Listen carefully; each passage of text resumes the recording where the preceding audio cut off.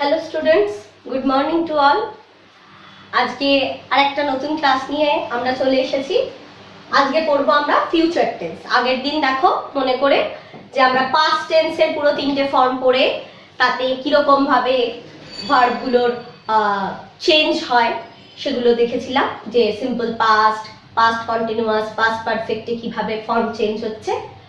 আজকে আমাদের লাস্ট যে টেন্সের পার্ট সেটা হচ্ছে ফিউচার টেন্স। ফিউচার টেন্স করলেই দেখো আমরা প্রেজেন্ট করেছি, আমরা পাস্ট করছি, আমরা ফিউচার আজকে করব, তাহলে টেন্সের পার্টটা কিন্তু আমাদের কমপ্লিট হয়ে যাবে। হ্যাঁ, এবং আশা করব যে তোমরা এই ক্লাসগুলো করে ক্লাসগুলো কেমন লাগলো, হ্যাঁ কি সমস্যা বা আরো কি করানো দরকার সেগুলো তোমরা আমাদের সাথে শেয়ার করবে। ফিউচার টেন্সও সেম পাস্ট প্রেজেন্টের মতনই, এটারও 3টে পার্ট হবে, সবকটা আগেরগুলোর মতনই। এটারও 3টে পার্ট হবে। কি কি পার্ট হবে? একটা হবে সিম্পল ফিউচার, একটা হবে ফিউচার কন্টিনিউয়াস,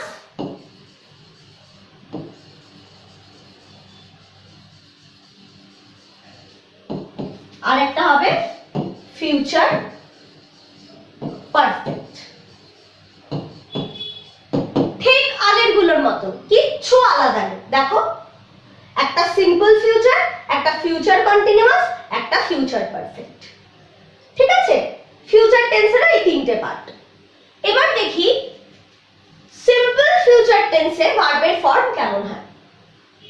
আমরা সিম্পল প্রেজেন্ট দেখেছি V0 বা V0 এর সাথে SES, সিম্পল পাস্ট দেখেছি V2। সিম্পল ফিউচারে তাহলে কি হবে? সিম্পল ফিউচারে আমাদের যেটা নতুন আনতে লাগে সেটা হচ্ছে শ্যাল বা উইল, তার সাথে V0। এটা হচ্ছে সিম্পল ফিউচার টেন্সের ফর্ম। প্লিজ প্লিজ একটু লিখে নাও, নাহলে কিন্তু হবে না। হ্যাঁ, একটু না লিখলে কিন্তু হবে না। সিম্পল ফিউচারে শ্যাল বা উইল, তারপরে V0 ফর্ম। এটা হচ্ছে সিম্পল ফিউচার টেন্সের আমাদের ভার্বের ফর্ম। শ্যাল বা উইল, তার সাথে V0। শ্যাল বা উইল গো, শ্যাল বা উইল রিড, শ্যাল বা উইল রাইট, শ্যাল বা উইল সিং। এবার প্রশ্ন হচ্ছে ম্যাম কোথায় শ্যাল কোথায় উইল, কোথায় শ্যাল লিখবার কোথায় উইল? নোট হিসেবে এখানটা লিখছি, তোমরাও লিখে নাও, আমি পরে মুছে দিচ্ছি কারণ এগুলো লিখতে হবে। তো শ্যাল কোথায় কোথায় বসে? আই, ইউ, উই, দে। এদের পরে বসে শ্যাল।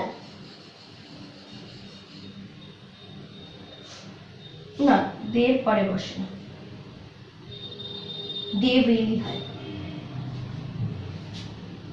আই এর পরে শ্যাল হয়, ইউ এর পরে শ্যালও হয়, উইলও হয়, ইউ উইলও হয়। ঠিক আছে, ইউ শ্যালও যেমন হয়, ই উইলও হয়। ঠিক আছে, উই শ্যাল হয়।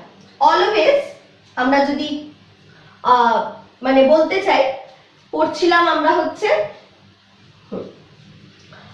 আই আর উই, এর পরে হয় shall. I shall, we shall, ব্যাস। ইউ এর পরেও কখনো কখনো ইউ শ্যাল হয়, বাট জেনারেলি ইউ উইল, আর দের পরেও উইল। আই শ্যাল আর উই শ্যাল, তাছাড়া সবকিছুর পরেই উইল বসে। আই এর পরে খালি শ্যাল বসে আর উই এর পরে শ্যাল বসে। ঠিক আছে, নোট হিসেবে তাহলে কি লিখবে? নোট হিসেবে এটা লিখে নাও যে আই আর উই এই দুটি প্রোনাউনের পরে, এই দুটি প্রোনাউনের পরে, এই দুটি প্রোনাউনের পরে শ্যাল বসে, শ্যাল বসে।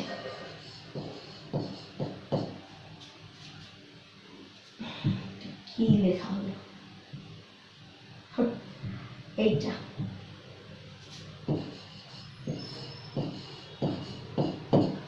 শ্যাল বসে আর সবার পরে উইল। আই আর উই এই দুটো প্রোনাউনের পরে শ্যাল বসে আর সবার পরেই বসে উইল। ঠিক আছে, তারপরে আমি V0 লিখবো। সিম্পল ফিউচারের ফর্ম তাহলে এটা, যে শ্যাল লিখবো বা উইল লিখবো যেখানে যেটা দরকার সাবজেক্ট অনুসারে, তারপরে লিখবো V0, তাহলেই হয়ে যাবে আমাদের সিম্পল ফিউচার টেন্স। এবার ফিউচার কন্টিনিউয়াসে কি হয়? সেম। সেম মানে শ্যাল বি লিখতে হবে, একটা বি অ্যাড হবে খালি, shall be or will be, মানে যেখানে যেখানে শ্যাল হতো না সিম্পল ফিউচারে, সেখানে সেখানে ফিউচার কন্টিনিউয়াস হয়ে যাবে শ্যাল বি। আর যেখানে যেখানে সিম্পল ফিউচারে উইল হতো সেখানে সেখানে ফিউচার কন্টিনিউয়াস হয়ে যাবে উইল বি। তারপরে একদম পাস্ট বা প্রেজেন্টের মতনই V0 এর সাথে আইএনজি, V0 এর সাথে আইএনজি। এটা হচ্ছে ফিউচার কন্টিনিউয়াসের ভার্বের ফর্ম। সিম্পল ফিউচারের ফর্ম হচ্ছে শ্যাল বসাবো বা উইল বসাবো। আমি দেখলাম যে সাবজেক্টের হিসেবে যদি আমার কাছে আই থাকে বা উই থাকে তাহলেই একমাত্র শ্যাল হবে, বাকি আর সবকিছুর জন্যই হবে উইল। সেই ক্ষেত্রে খুব সোজা, খালি আই আর উইল এর পরে শ্যাল লিখবো, এটুকু মনে রাখলেই হবে। আর তারপরে V0 যেটা আমার ভার্ব ফর্ম রূপে রুট ফর্ম রূপে দেওয়া থাকবে সেইটা V0টা বসবে। এটা হচ্ছে সিম্পল ফিউচারের ভার্বের ফর্ম। ফিউচার কন্টিনিউয়াসে কি করব? যেখানে যেখানে শ্যাল বসাচ্ছিলাম সিম্পল ফিউচারে সেখানে বসাবো শ্যাল বি, যেখানে যেখানে উইল বসাচ্ছিলাম সিম্পল ফিউচারে সেখানে সেখানে বসাবো উইল বি। তারপরে যে V0টা থাকবে তার সাথে আইএনজি। এই জায়গাটুকু একদম পাস্ট আর প্রেজেন্টের মতো, আলাদা হচ্ছে প্রথমটুকু শ্যাল বি উইল বি, তার সাথে V0 এর সাথে আইএনজি। আর ফিউচার পারফেক্টে কি ফর্ম হয়ে যাবে বাবা? আমি ওখানে হ্যাভ হ্যাজ দেখিয়েছিলাম, এখানে আর সেসব কিছু নেই, এখানে সবকিছুর জন্যই হ্যাভ, তবে শ্যাল আর উইলটা আলাদা হবে। শ্যাল হ্যাভ বসাবো বা উইল হ্যাভ বসাবো, উইল হ্যাভ বসাবো, তারপরে ভার্বের থার্ড ফর্ম বসাবো।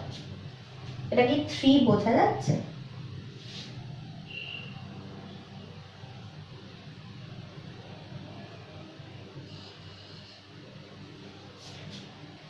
বোঝা যাচ্ছে। শ্যাল হ্যাভ বা উইল হ্যাভ বসাবো, তারপরে V3 ফর্ম। তাহলে দেখো আমার খালি যদি যে কোনো একটা টেন্স তার 3টে পার্ট আমার যদি ভালো করে জানা থাকে, বাকিগুলোর কিছুটা চেঞ্জ হলেও মোটামুটি বেসিক ফর্ম কিন্তু ঠিক থাকে। দেখো সবকটা টেন্সেরই যখন আমি পারফেক্টের কথা বলছি, পারফেক্ট টেন্সের কথা, সেটা ফিউচারেরও পারফেক্ট হতে পারে, সেটা প্রেজেন্টেরও পারফেক্ট হতে পারে, সেটা পাস্টেরও পারফেক্ট হতে পারে, সবকটাতেই ভার্বের কোন ফর্মটা বসছে? V3 form. এটা কিন্তু কনস্ট্যান্ট, এটা কিন্তু কনস্ট্যান্ট, ঠিক আছে? এখানে কিন্তু কোনো চেঞ্জ নেই, সবকটাতেই V3 ফর্ম বসছে, এটা কিন্তু কনস্ট্যান্ট, এখানে কিন্তু কোনো চেঞ্জ নেই। বুঝতে পেরেছো তো? তাহলে সিম্পল ফিউচারে কি ফর্ম হবে? শ্যাল বা উইল, তার সাথে V0। ফিউচার কন্টিনিউয়াসে কি হয়ে যাবে? যেখানে যেখানে শ্যাল বসাতাম সেখানে বসাবো শ্যাল বি, বা যেখানে যেখানে উইল বসাতাম সেখানে বসাবো উইল বি, তারপরে V0 এর সাথে আইএনজি। এইটা একদম পাস্ট প্রেজেন্টের মতন। আবার এখানেও দেখো ফিউচার পারফেক্টে এসে যেখানে যেখানে শ্যাল বসাতাম সেখানে বসাবো শ্যাল হ্যাভ, যেখানে উইল বসাতাম সেখানে বসাবো উইল হ্যাভ, তারপরে V3 ফর্ম। ভার্বের V3 ফর্মটা সেটা আমার পারফেক্ট টেন্সে কাজে লাগবে, মানে ভার্বের থার্ড ফর্মটা আমাকে পারফেক্ট টেন্সের জন্য জানতেই হবে। না জানলে কিন্তু আমি পারফেক্ট টেন্স তৈরি করতে পারবো না, বা তৈরি করলেও ভুল তৈরি করব। ঠিক আছে? V0 ফর্মটা তো আমাকে দেওয়াই থাকবে, V0 ফর্মটা আমার সবসময় দেওয়া থাকবে, সেজন্য সেটার সাথে আমি চেঞ্জ করে নিতে পারবো। কিন্তু V3 বা V2 ফর্ম এটা কিন্তু আমাকে পড়ে জানতে হবে। হ্যাঁ, বুঝেছো? লিখে নিয়েছো? হ্যাঁ, শ্যাল বি উইল বির সাথে সাথে V0, তার সাথে আইএনজি বসবে ফিউচার কন্টিনিউয়াসে, পারফেক্ট হবে শ্যাল হ্যাভ বা উইল হ্যাভ, তার সাথে ভার্বের থার্ড ফর্ম। এবার একটু চেঞ্জ করি, তাহলে তোমরা বুঝতে পারবে আরো ভালো। একটু মানে ধরো এক্সাম্পল দিই।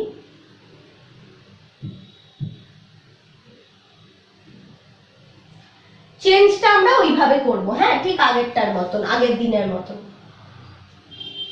আগের দিন যেমন করে করছিলাম যে একটা সেন্টেন্স দিয়ে তারপর একটা সেন্টেন্স আমি V0 দিয়ে লিখবো, তারপরে সেটাকে তিনটেই ফিউচারে তিনটেতেই চেঞ্জ করে দেখাবো, সিম্পল, কন্টিনিউয়াস, পারফেক্ট। ঠিক আছে, তাহলে লিখি। সেন্টেন্সটা কি লিখি আমি, যে ধরো we love to play football. Football খেলতে ভালোবাসি, we love to play football. এখানে আমার ভার্ব কোনটা বলো তো, ভার্ব কোনটা বলো তো? লাভটা হচ্ছে ভার্ব, এটা হচ্ছে আমার V0। টু প্লেটা কিন্তু ভার্ব না, এটা হচ্ছে খেলতে, সেটা বোঝাচ্ছে। খেলা করি সেটা কিন্তু বোঝাচ্ছে না। আমার এখানে V0 হচ্ছে লাভটা, আমি ভালোবাসি, সেইটা আমি ফুটবল খেলতে ভালোবাসি, তো সেটা হচ্ছে আমার V0। এটা আমার অ্যাকশন বোঝাচ্ছে, এটা কিন্তু কোনো অ্যাকশন বোঝাচ্ছে না, এটা ইনফাইনাইট হিসেবে বসেছে, এটা কোনো অ্যাকশন বোঝাচ্ছে না। ঠিক আছে, তাহলে V0 পেয়ে গেছি। এবার তোমরা একটু আমার সাথে সাথে চেঞ্জ করো। V0 আমরা পেয়ে গেছি, এটা সিম্পল প্রেজেন্ট টেন্সে একটা sentence, we love to play football. এটাকে যদি আমাকে সিম্পল ফিউচারে চেঞ্জ করতে বলে, কিসে? Simple future. সিম্পল ফিউচারে যদি আমাকে চেঞ্জ করতে বলে, হ্যাঁ সিম্পল ফিউচারে চেঞ্জ করতে বলে কি লিখবো? সিম্পল ফিউচারের ফর্মটা ভেবে নাও, শ্যাল বা উইল, তার সাথে V0। V0 আমার দিয়েই রেখেছে, তাহলে আমার কোনো সমস্যা নেই। কিন্তু আমার জানতে হবে V এর সাথে শ্যাল বসে না উইল বসে। ভেবে দেখো, নোট হিসেবে দিয়েছিলাম খালি আই আর V এর সাথেই শ্যাল বসে, সবার সাথেই উইল বসে। আর তাহলে এখানে V আছে, তাহলে কি হবে? V এর পর V শ্যাল বসাবো, we shall, V0 দেওয়া আছে লাভ, we shall love, তারপর যা আছে তাই, টু প্লে ফুটবল, যা থাকবে তাই বসাবো, খালি ভার্বের ফর্মটা চেঞ্জ করে। দেখো লাভ ছিল V0 হিসেবে, সেটা কি হয়ে গেল? শ্যাল লাভ। কেন শ্যাল লাভ হলো, কেন উইল লাভ কেন হলো না? কারণ তার আগে সাবজেক্ট হিসেবে উই আছে তাই। ঠিক আছে, এবার করবো ফিউচার কন্টিনিউয়াসে। কিসে করবে এবার? এবার করবো ফিউচার কন্টিনিউয়াসে। কি হবে তাহলে? সিম্পল ফিউচারে শ্যাল বসেছে, তাহলে ফিউচার কন্টিনিউয়াসে কি হয়ে যাবে? Shall be.